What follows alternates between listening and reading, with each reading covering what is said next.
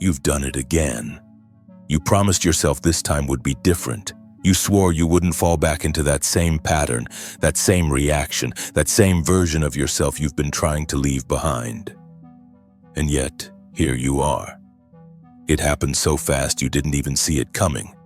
One moment you were fine, and the next you were right back in it, the old you, the reactive you, the unconscious you.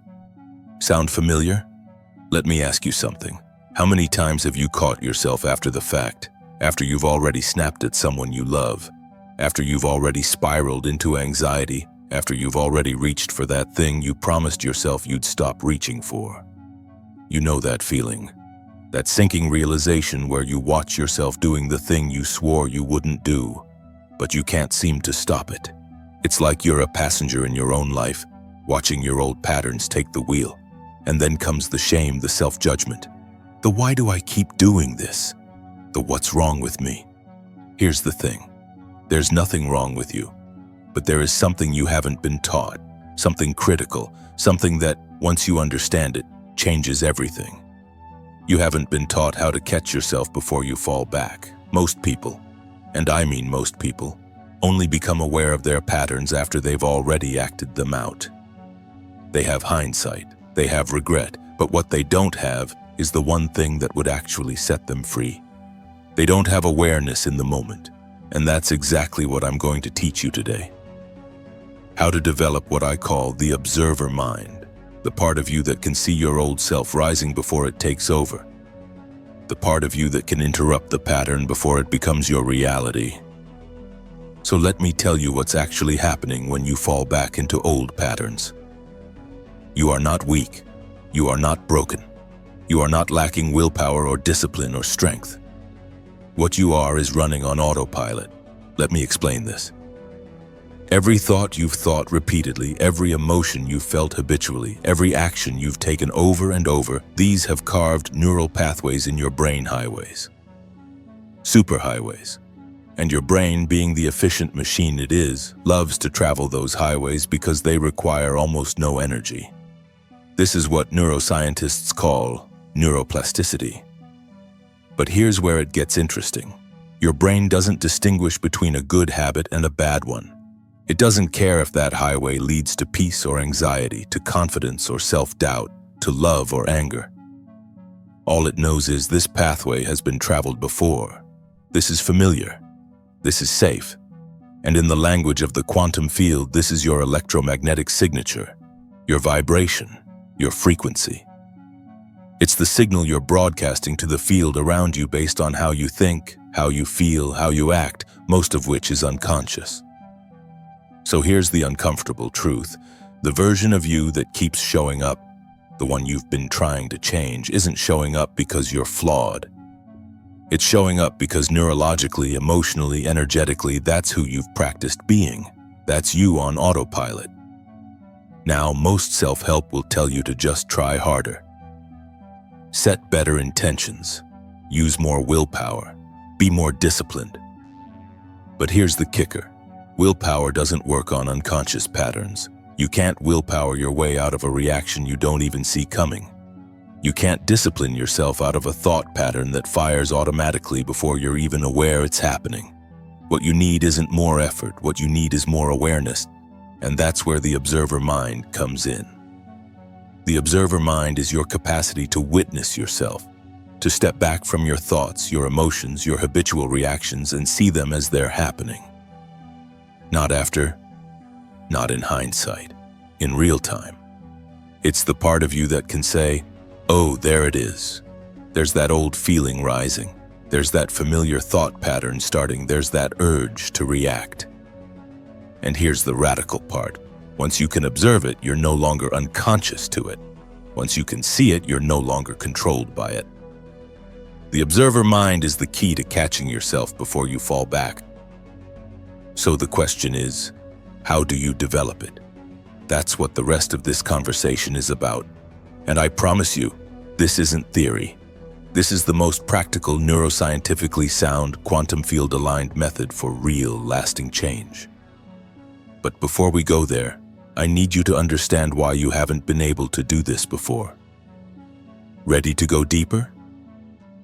Let me show you what's happening in your brain when you run on autopilot. Your neurons, the cells in your brain, communicate through synapses. Every time you think a thought, a signal fires across a synapse. Think that thought enough times and those neurons wire together.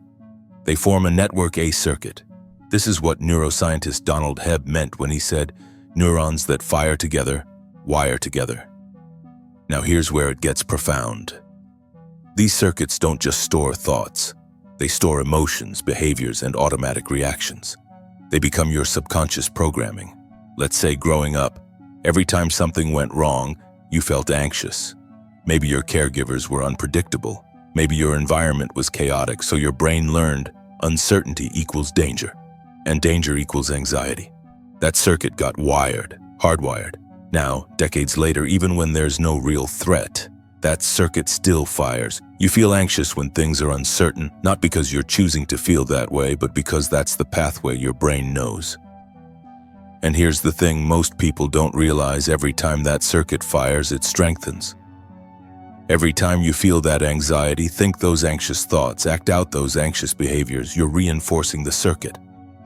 You're literally recreating the same version of yourself neurologically every single day. But, and this is critical, you can interrupt it. You can prune those old circuits and build new ones, but not through force, not through willpower, through awareness. Because here's what science has shown us. The moment you become aware of a thought or emotion as it's happening, you activate your prefrontal cortex, the part of your brain responsible for executive function, self-regulation, and conscious choice. And when the prefrontal cortex is online, the autopilot circuits lose their power. Awareness literally rewires your brain. So let me ask you this. What if the reason you keep falling back isn't because you're broken, but because you've never been taught to recognize the pattern before it takes over? What if the problem isn't your willpower, it's your awareness? Most people only notice their patterns after they've acted them out. They yell at their kids, then feel guilty. They spiral into negative thinking, then wonder why they feel depressed. They reach for the phone, the food, the distraction. And only after do they realize, I did it again. But here's what no one tells you.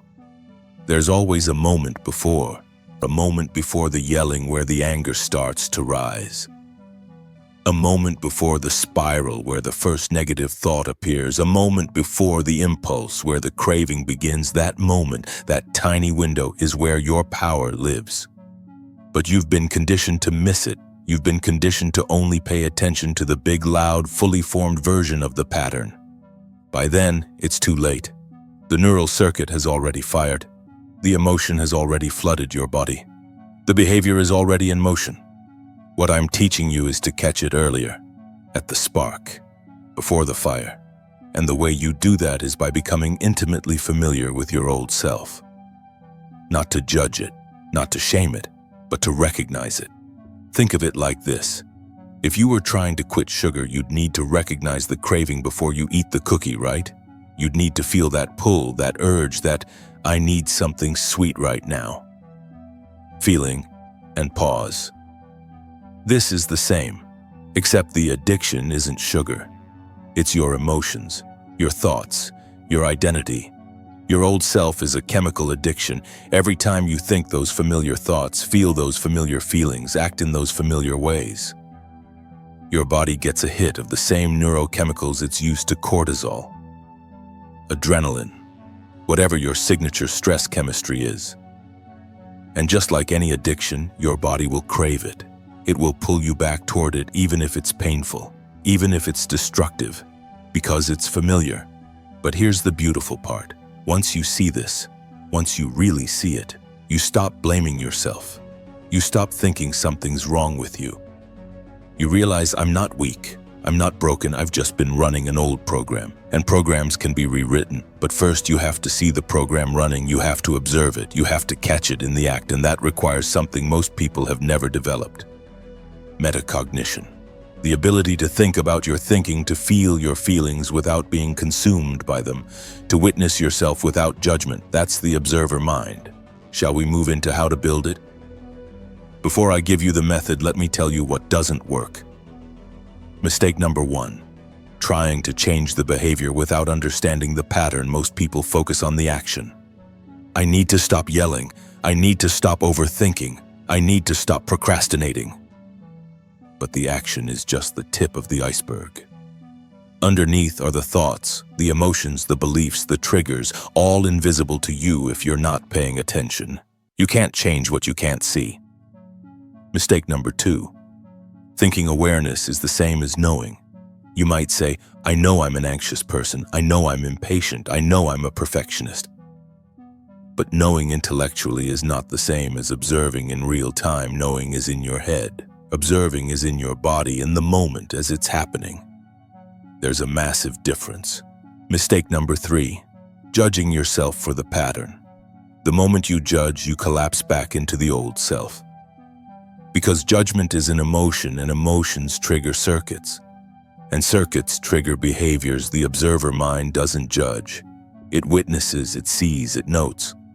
Oh, there's anger, there's fear, there's that old story. No shame, no blame, just awareness. And here's the paradox: the less you resist the old pattern, the less power it has. The moment you stop fighting it and start observing it, it begins to dissolve.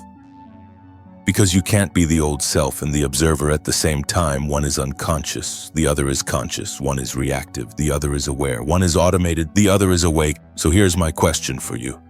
Are you ready to wake up? Are you ready to see yourself clearly, without the filters, without the stories, without the judgments? Because what I'm about to show you requires radical honesty. Let's dive in.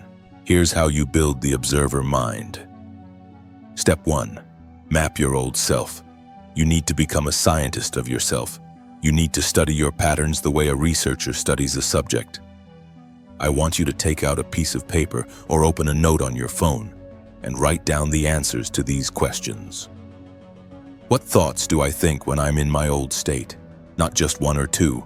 List them, all of them, the automatic ones, the ones that loop, the ones you've heard 1,000 times in your head. I'm not good enough. Nothing ever works out for me. I always mess things up. People can't be trusted. I have to do everything myself. Write them down. Next, what emotions do I feel when I'm in my old state? Anger, anxiety, frustration, sadness, shame, resentment, fear? Name them specifically. Next, what do I do when I'm in my old state? Do you withdraw, lash out, scroll your phone, eat, shop, overwork, overthink? Write down the behaviors, the habits, the go-to reactions. And finally, what triggers this state? Is it a certain person, a certain situation, a certain time of day, a certain feeling of uncertainty or lack of control? Get specific. Why does this matter? Because here's the thing. Your old self isn't random. It's predictable. It follows a pattern, and once you map the pattern, you can recognize it. Think of it like learning to read the weather. Before you know the signs, a storm seems to come out of nowhere. But once you learn to read the clouds, the wind, the pressure, you see it coming. That's what you're doing here. You're learning to read yourself. Step 2. Memorize the pattern. This is where most people skip ahead, and it's a mistake. You can't observe something you don't remember. So take that list, those thoughts, emotions, behaviors, triggers, and get familiar with them. Read them every morning. Remind yourself, this is what my old self looks like. This is how it shows up. Because here's what happens. The more familiar you become with the pattern, the faster you'll recognize it when it starts. It's like learning a song. At first, you need the lyrics in front of you. But after you've sung it enough times, you know it by heart. You hear the first note and you know exactly where it's going. Same with your patterns. At first, you'll catch them late, but the more you practice, the earlier you'll see them. You'll start to notice the thought before it spirals, the emotion before it takes over, the impulse before you act on it. And that's when the magic happens. That's when you realize you are not your thoughts, you are not your emotions. You are the one observing them. You are the observer, and the observer is free. So now let me show you how to use the observer mind in real time. You've mapped your old self. You've memorized the pattern. Now comes the practice.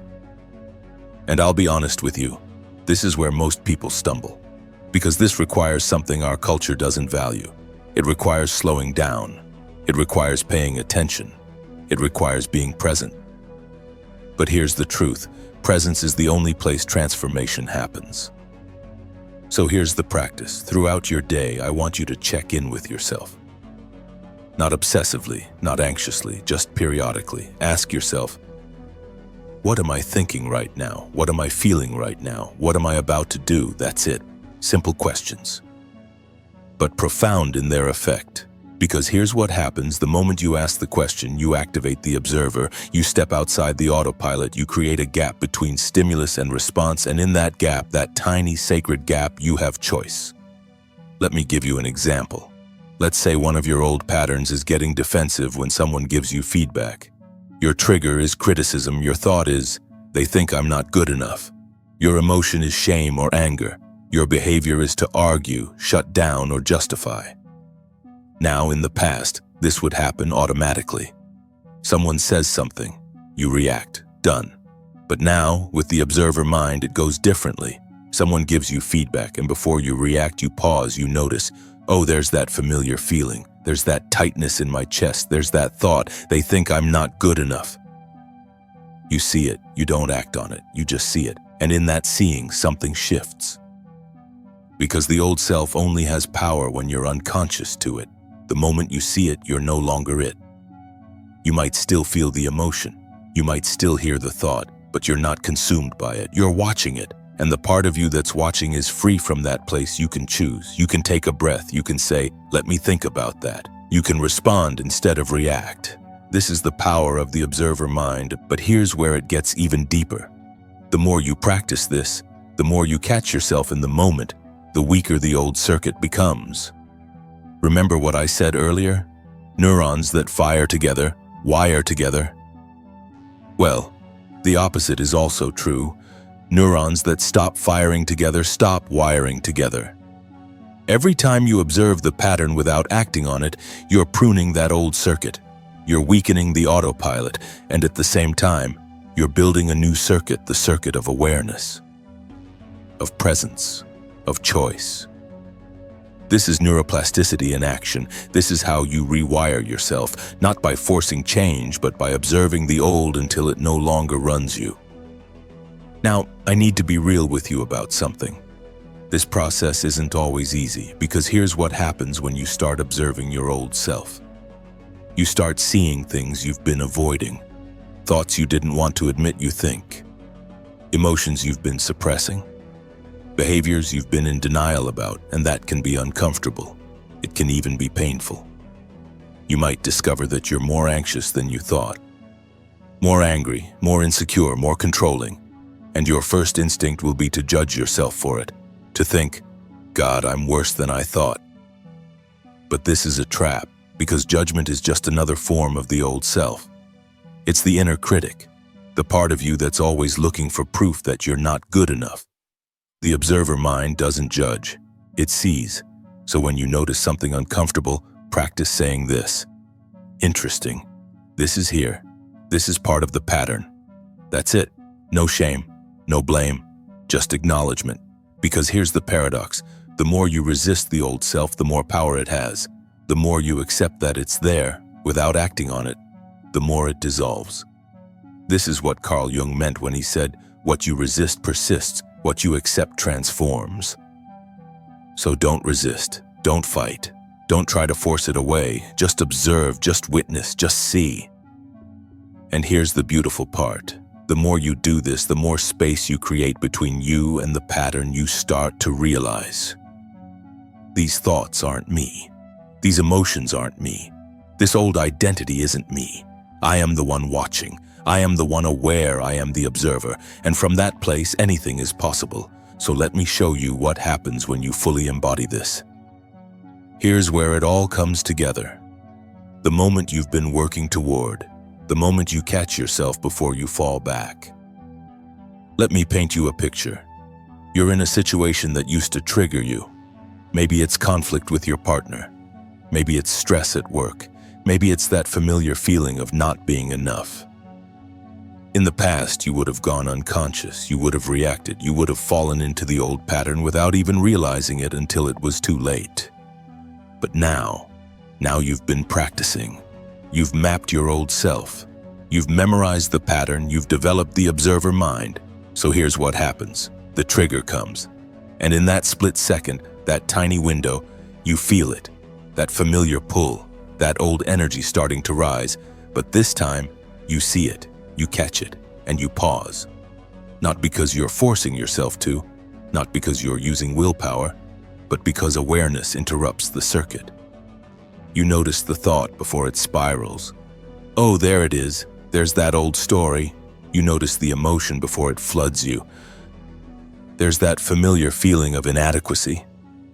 You notice the impulse before you act on it. There's that urge to defend myself. And in that noticing, in that pure, simple awareness, you create space between the trigger and your response. Space between the old pattern and the new choice. Space between who you were and who you're becoming. And from that space, you choose differently. Maybe you take a breath. Maybe you pause the conversation. Maybe you sit with the discomfort instead of running from it. Whatever you choose, it's conscious. It's intentional. It's free. And here's what I need you to understand.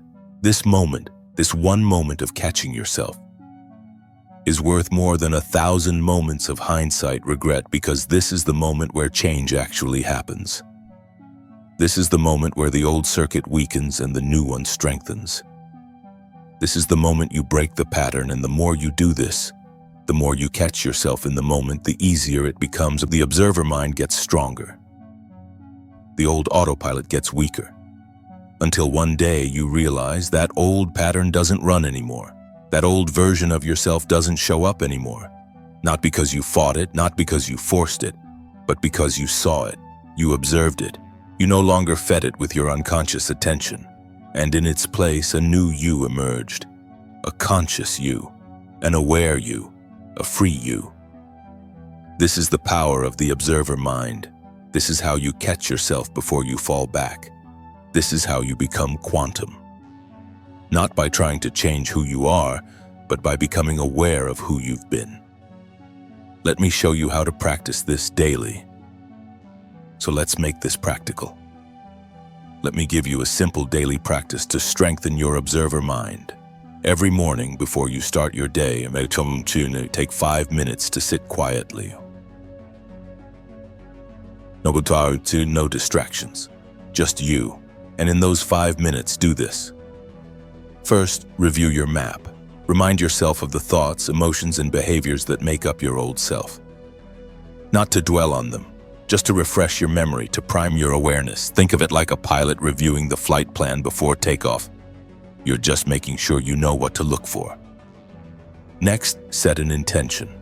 Say to yourself, out loud or silently, "Today, I will observe myself. I will catch the pattern before it runs me." That's it, simple, clear, powerful.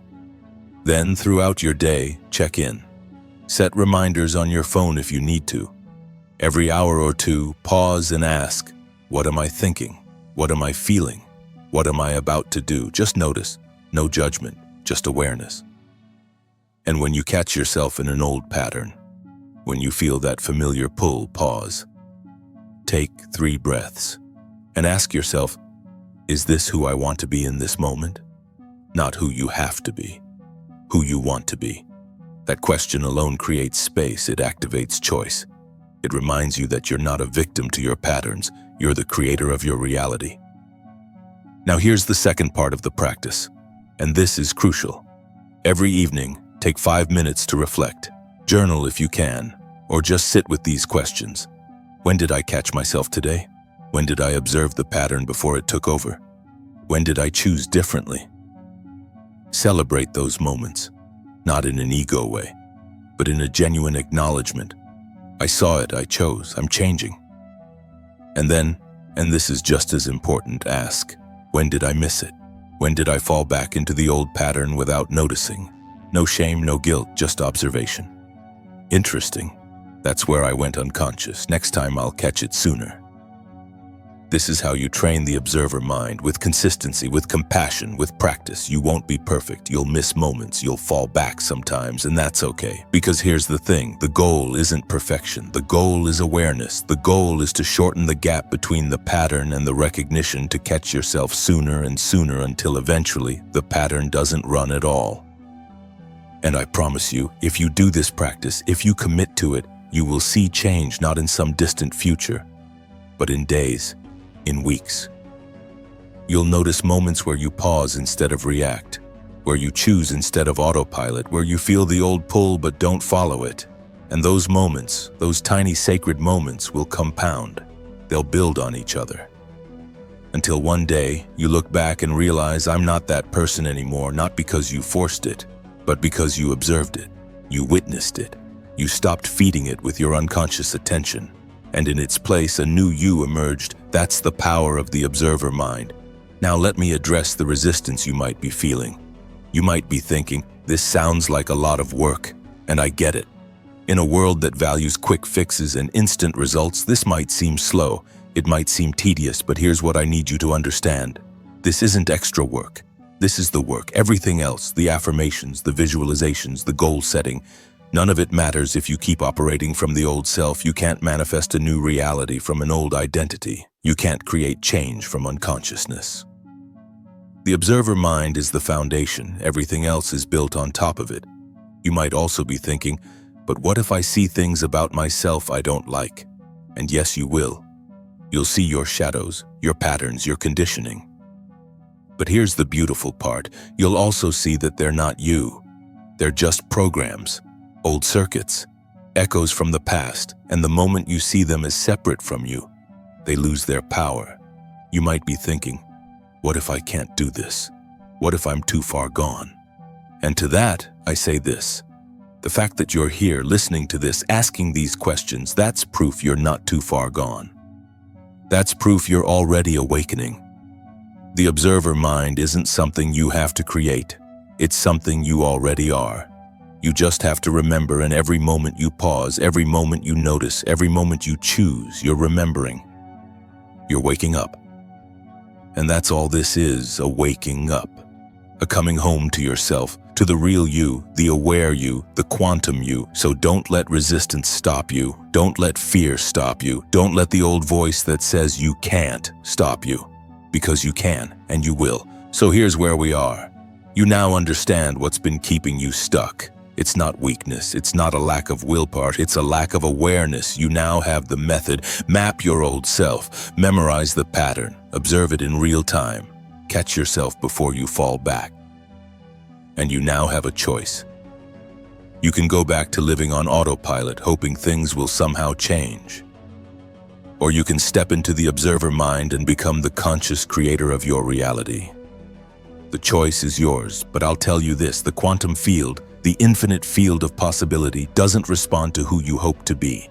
It responds to who you are being, moment to moment, and the only way to change who you're being is to first become aware of who you've been. So if you're ready, if you're truly ready to catch yourself before you fall back, to wake up to the patterns that have been running you, to step into the version of you that's free, then start today. Do the practice, map your old self, develop the observer mind, and watch what happens. Because I promise you, when you become aware, you become powerful. When you become conscious, you become quantum. And from that place, anything is possible. Now, if this resonated with you, if you felt that spark of recognition, that sense of, this is what I've been missing, do me a favor. Hit that subscribe button. Not for me, for you. Because this journey requires reminders. It requires reinforcement. It requires a community of people who are waking up together. Drop one word in the comments that captures your biggest takeaway from today. Let's create a field of awareness together. And if you're ready to go even deeper, check out the next video in this series because we're just getting started. This is the quantum you, the observer you, the free you. Welcome home. One more thing before we go. This is video number 17 in the Quantum You series, and if you've been following along, you know we've been building something here layer by layer. Concept by concept, but here's where it gets interesting. In the next video, number 18, I'm going to show you something I haven't shared yet. A specific technique, a real-time tool you can use the moment you catch yourself falling back. It's simple, it's immediate, and it works. But I'm not going to tell you what it is here. You'll have to watch number 18 for that. Trust me on this, you don't want to miss it.